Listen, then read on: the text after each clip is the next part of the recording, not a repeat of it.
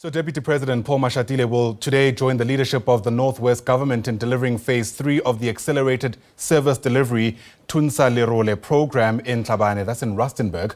Mashatile will lead the official opening of the newly built Seraleng Primary School in Paardekraal. The Thuntsha Lerole Programme was initiated to deal with service delivery issues in that province. It's where we find our Samkele Maseko, who's watching developments and joins us now live. And of course, whilst we'll be thinking about the service delivery issues in the Northwest, Samkele, it's also an opportunity to engage the Deputy President on other matters dominating the political landscape. Indeed, and the Deputy President of the country, Paul Mashatile, will be making his way for a second visit to the Northwest Province this week, and in particular today, to look at service delivery issues within the province, look at some of the work that the government has done, particularly in the construction of a school here in Rustenburg. But we are with the acting Premier of the province, Nono Maloyi, just in essence to speak about the Deputy President's visit. Mr. Premier, just the essence of the Deputy President's visit to the province today. He will be officially unveiling a school that has been built by this particular administration. What can the residents of the Northwest Province look forward to in the visit of the Deputy President, his second in the province? No, good morning, Samkelo, and to the viewers of SABC News. This is the third phase of Thuntsha Lerole Programme. In 2021, the Premier of the province launched the Accelerated Service Delivery Programme. And we launched that program in Kolini. Last year we revived the program and we named it Thuntsha Lerole, and we visited all the municipalities in the Northwest, 18 of them. And the purpose of this program is to ensure that service delivery is done in each and every area. We are dealing with roads because our road infrastructure is bad, patching of potholes, there are incomplete projects. We are ensuring that municipalities, working together with the provincial government, the national government, we complete those projects. We are launching new projects like the school that we are doing today with the Deputy President. But like you said, it is the second visit of the Deputy President. He was here last year. When we started this program, he is here to come and check as to whether are we doing what we said we are going to do. So the Deputy President will be assessing our work, and I'm quite proud that as the Northwest, we are doing everything in our power to bring services to our people, and our people are quite excited. In this area, in Bojanala in particular, we have challenges of water provision. We are also attending to challenges of water. As we speak today, the project of water that is going to Tlhabane and Mafenya is completed. By next month, we'll be handing over that project. So people in this area will no longer be facing challenges of water. So we are getting there. We are doing what is expected of us, and I'm quite happy. When you look at some of the infrastructure backlogs that you have in the province, particularly around roads, around housing as well, what are some of the key priority projects that you will be embarking on and briefing the Deputy President on when he arrives here that you are going to be steadfast, that you ensure that you do within the next 30 days or 80 days or so? Now, firstly, I spoke about the potholes, which is a serious challenge. The second one is issues of water. The third one, there is a road at Betani, which is not complete.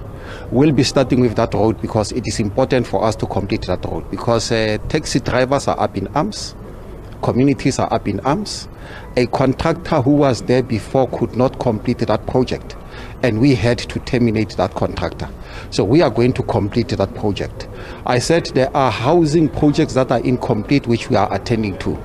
There's an informal settlement where we are going in Tlhabane, in Yizo. That informal settlement has been there for years. We have now started a process because we are going to eradicate that informal settlement. We are going to build houses for our people there. This morning I was talking to the mayor, including the MM. I was saying to them, I'm not happy with the pace.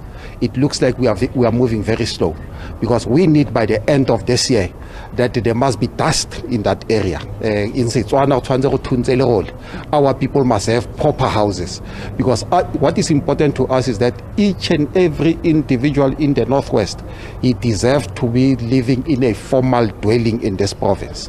Bojanala as a region is supposed to be one of the richest regions, not only in the province but in the country and in the world, because the majority of the mining houses are around this area. That's why I've said to the mines, we need to work together.